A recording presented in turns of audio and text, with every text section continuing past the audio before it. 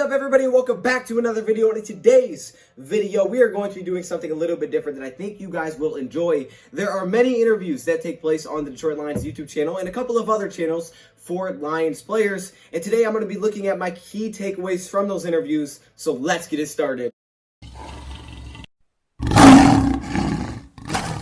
Welcome everybody to another video. Glad you guys are here. I'm excited to try something a little bit new, and I think this will really benefit you guys a ton if we continue this, because as you guys know, there are tons of interviews out there. I mean, from 10 even to an hour. There are pretty long interviews out there, and some people don't want to watch the whole thing, but they do want to get the main takeaways, you know, a couple of points that they may be interested in. So today, that is what we're going to be doing. We're going to be looking at basically the interviews from the past week, the Detroit Lions YouTube channel, and also one interview from the DB room, which was with Tracy Walker. So shout out to Glover Quinn. You guys saw that video earlier today. Glover Quinn's a really cool guy. So shout out to Glover Quinn. He's also going to be having Coach Caldwell. Jim Caldwell will be on there very soon. So if you guys want to go check that out, I believe that's going to be tonight. So on the DB room, he's also on YouTube. So go check out his channel, man. Go watch the interview that he has with Jim Caldwell. I will definitely try to be in there. That will be awesome. Now, let's hop into a few of these interviews. We're just going to go through a couple of players. But before we get that started, we got to go check out the question of the video and also the answer to the last question that I asked. So my last question was, how many comeback wins did the Detroit Lions have in the 2016 NFL season out of the 9 total wins that they did have? And the answer was 8. The Detroit Lions had 8 comeback wins in the 2016 NFL season. A few of you got it right, a few of you got it wrong. That's okay. But I do appreciate you guys for, for the people that didn't just go look up the answer. I don't think any of you guys did. So I appreciate the heck out of you guys for that, keeping it fun. And yes, the answer is 8 comeback wins. That was an NFL record. So 8 of the 9 wins were comebacks. That's insane.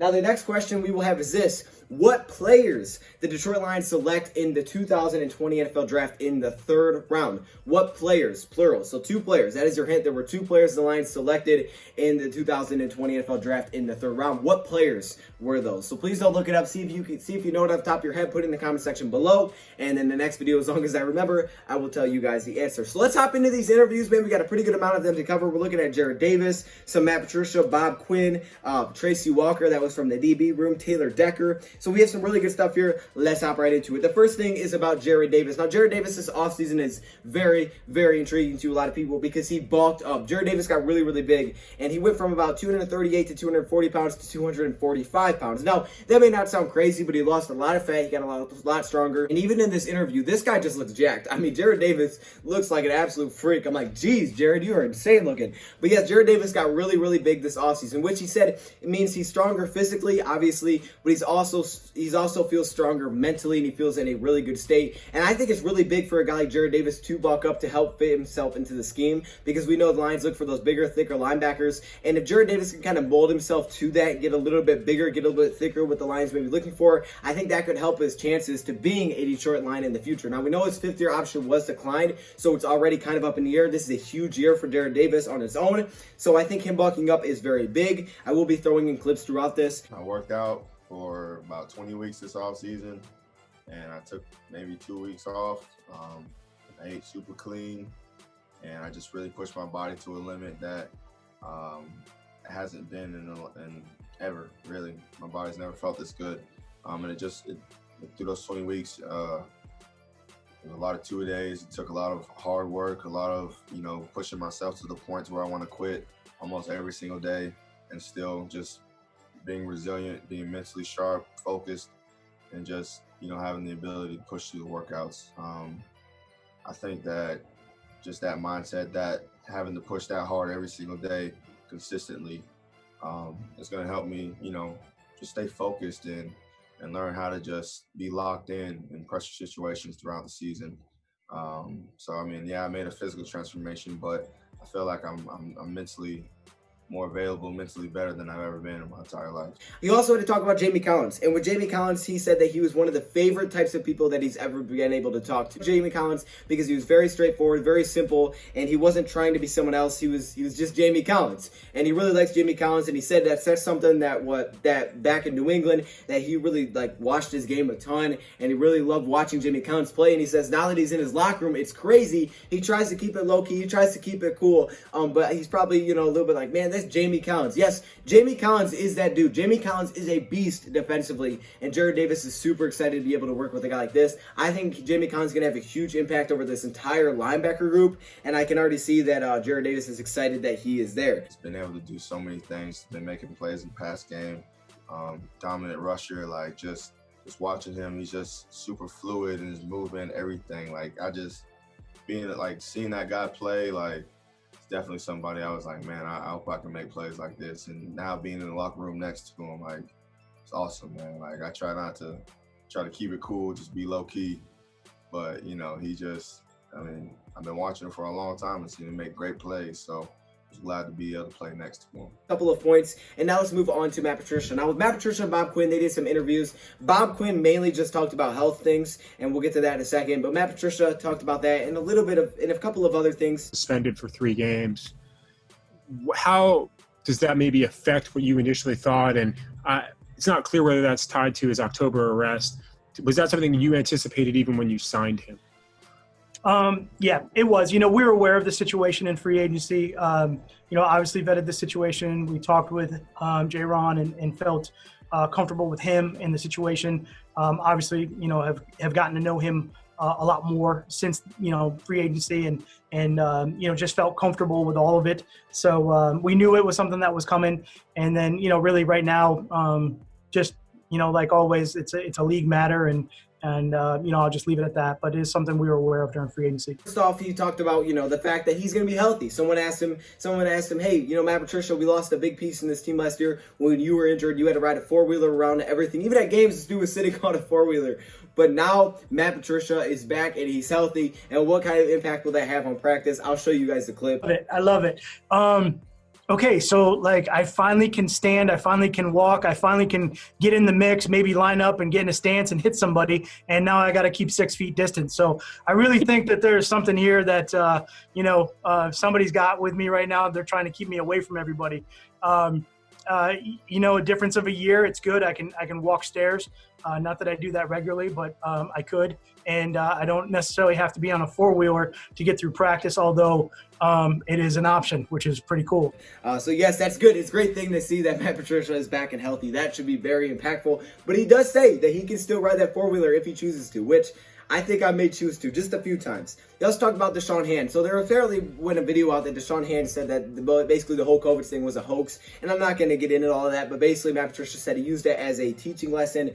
And Matt Patricia basically explains that they have to look at this at the highest, right? They have to look at this as very, very serious, which he definitely has to because, that's his job. And they can't, look at all these opinion stuff. They just need to take it at the highest level and look at it for what it is and be extremely, extremely cautious because it's not only about protecting the players and other players, but about protecting the other players' families. So he really gets into that. So I definitely understand where he's coming from for that situation. They've been using this offseason is more. So those are pretty much the main takeaways I took away from Matt Patricia's interview. When you look at a guy like Bob Quinn, he really just talked about health for about the first half of the entire interview, about all the protocols they're going through, how they have all these new systems like hand sanitizer, air flotation systems, a new air filter in the building, all the cleanings they've been having. Apparently they've had 10 full cleanings this offseason where for 48 hours no one can be in the building and they just clean the entire thing. He also showed us his memo binder, which I will say we couldn't see it, Bob Quinn. We actually couldn't see anything because the memo binder must have been green because clearly we couldn't see anything. I'll show you guys a clip, but I don't know if he doesn't know exactly that you can't show green on a green screen, but that's what he was doing and you couldn't see anything. He was like, oh, there it is. Like, Bob, now we just can't see you. So I'll show you guys that clip. I thought that was funny. I'll show you. I have a binder from the league. You guys see this? Not really see it. There it is. It's 120 pages worth of memos that we've gotten since May. So yes, Bob Quinn. Okay, he must not have a lot of experience with the green screen. That is okay. He'll definitely get used to it. And then he also talks about how they have plexiglass in between the lockers and the locker room. That we've seen a picture of that on ESPN. That's crazy stuff. And he also talks about the app that they have, so they can order meals because everything is pretty much different right now. Now he started to talk about after the health things, a couple of things with the roster. He touched on the 90-man roster, why he decided to keep 90 players. Now we talked about this about a week ago. So if you guys want a full kind of breakdown of this, I already have videos on this on why he hasn't signed a player and why he decided to keep the 90-man roster. Basically, he said he thinks everybody has something to show us, and he was kind of planning for something like this to happen during the offseason. So, you know, they don't have tons of rookies. They have a lot of these veterans, but they want to keep them on there, even if it's a short amount of time, just to see what they can prove to the team and maybe what they can bring to the team. But, you know, we want to see all the guys we have on the roster. We feel like everybody in the roster has something to show us, and they're here for a reason. We have a small rookie class, as you guys know. So we kind of, when we constructed the roster in March and April, we kind of, you know, envisioned maybe a scenario like this that we wouldn't have much of an off season. So we wanted to kind of get a few more veterans on the team. So we want to evaluate those guys for the amount of time that we have. And secondly, and probably more importantly, is, you know, for the first little bit of camp, we're going to do things in definitely that split squad scenario. So we're not going to have everybody in the building at the same time. So we're going to do virtual meetings. They're going to come in for their workouts, and we're going to stagger it. So we're going to try to keep the distance as much as possible before we have like what we call real practice starting in that second and third phase. And he also talks about, you know, not signing a guy. And I know a lot of people are upset. Some people are upset, like, why aren't you signing a player, Bob? What are you doing? Well, it's because it's a very long process. And right now, they just don't have a lot of answers. It's really extremely hard. But Matt Patricia talked about this a little bit too, to just get players to even get a workout with them, so you know what you're going to get. I mean, there's a lot that goes into just signing a player. So that's a big reason why that's kind of been halted and why they haven't done that, why a lot of other teams haven't done that. So that's basically the main takeaways I took from those, because we did talk about those. Bob Quinn's interview was about a week ago, so we talked about that a little while ago. Then Matt Prater had some stuff to say. Now, Matt Prater, again, a lot of this was about health, y'all, because that's pretty much what all of this is. So I'm not going to touch on it too much, but he did say it was an easy decision for him not to opt out of the season, okay, because he wants to be on the field. Once I'm in these doors, I'm more worried about when I go home. But for me, the decision was easy. I'm excited. I want to play, and my family's behind me, so that made it easier for me. Then we know Matt Prater came out with that little challenge that, hey, if I hit this long of a field goal, you know, everybody will get beer or whatever in the city. Well, Matt Prater was asked if he feels like he can break his own record, 65-yard kick this season. Does he believe that he could do that with his leg strengths? He says he's probably not as strong as he was when he was in his 20s, but he does think that, yes, he could still make that kind of kick. It's really about just getting the opportunity, and as he's getting older, he's more about being consistent, kicking straighter than necessarily being as strong as he used to be, so he's kind of changed his focus. But at the same time, Matt Prater does believe that he could go hit a 65-yard field goal right now, so that's awesome. So maybe he'll get the opportunity this season. I would love to see that, maybe before half or something. See if he can break that record of his. You think you could make a 65-yarder in the right situation? I definitely think I could. I feel really good this year going into it. I feel like I'm in better shape. I feel better. My leg feels really fresh right now. And like it's like anything else as a kicker. There's probably a dozen guys in the league that can make a 65-yarder. It's just getting the opportunity in an actual game and then coming through on that kick. But you know, I'm definitely not as strong as I was when I was, 22 to 25 years old, but I'm a lot more consistent. So it's kind of like evolving with my body changing and getting a little bit older, but kind of changing to kick it a little straighter. Tracy Walker was on the DB room, so shout out to Glover Quinn. He said this. He also said he can't opt out of the season. He says he misses football too much to opt out of the season, and I completely understand that, right? I feel like, with a lot of things, like if I know this would have happened, but if you're like, oh yeah, you can, you have the option not to do this, I would still be doing what I'm doing because I'm not going to opt out. I love what I do, and I'm sure Tracy Walker feels the same way, and a lot of you guys probably feel the same way about what you do. So, I completely understand where Tracy Walker is going through. He said they would have to shut down the league for me to not be able to play this year, and that's pretty bold. So hopefully it doesn't happen, Tracy. Come on, man, don't be saying that stuff. I definitely can't opt out, man. I miss football too much. I love it too much to even just. I need the NFL to shut it down if I'm gonna have to just stop playing because, man, look here, we gotta need that ball. And so with that being said, I'm looking forward to playing however the restrictions, whatever the protocols may be. Whatever we got to go through, man, I'm going to be out there ready. But no, that does show you how much he is committed to playing this year. Tracy Walker was excited. Tracy Walker was very excited, and I think that's, because it's a really good environment over there in the DB room. But he was excited, man. He was very, very excited about next year and as a team and as a secondary, talking about how he's been, meeting up with all these guys. They've been putting in work, and even though it's been a weird offseason, he's very excited because he thinks everybody's ready to go. He is very hyped about himself. He thinks that he's going to break out. He is very confident, and I love it. The confidence is just kind of spilling out of Tracy Walker as he talks about next season and potentially breaking out for year 3. As you guys know, I projected that he would be the Lions' main breakout guy for next season, and this kind of interview just kind of backed it up, right? He has a lot of confidence in his ability, more of a mental game, because he said he was always had the athletic ability there. It's more about learning the game, be a student of the game, which he has been learning this offseason. And, they also talk about how no one from that group when Glover Quinn, Darius Slay, Nevin Lawson, those guys were there. Tracy Walker, when he was the first year in the league, none of those guys are there anymore, so he has to kind of keep that thing going. But yes, no, Tracy Walker,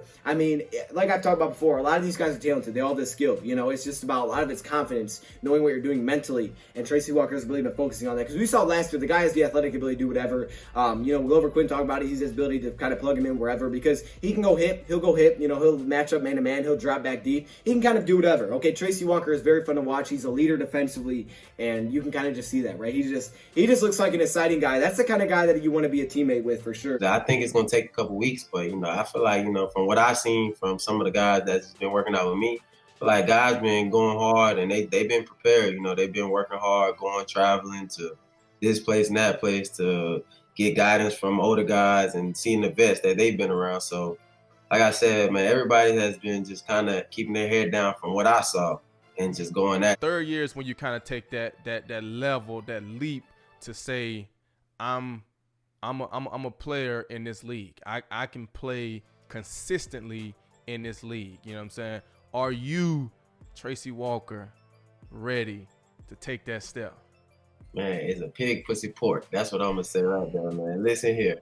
Man, I'm ready, man. Listen, that's why I'm telling you, I've been putting in that all-season grind. The more time I've had, the more time I've been able to just break down film and, like I said, critically break down what I've made mistakes at from last year, from my rookie year, and I've been able to build on that. And, like I said, it ain't the same as me being out there with the team, but I've definitely been getting a lot of one-on-one matchups, a lot of reps on my own with guys that I know that's coming out this year, and just seeing everybody. And like I said, man, when I see and study people, man, it's all the same. Football is all the same. And like I said, one thing I struggled at that I didn't really understand was the history and the game of football, And so I became more of a student of the game, because, like I know at this level, everybody fast, everybody strong, man.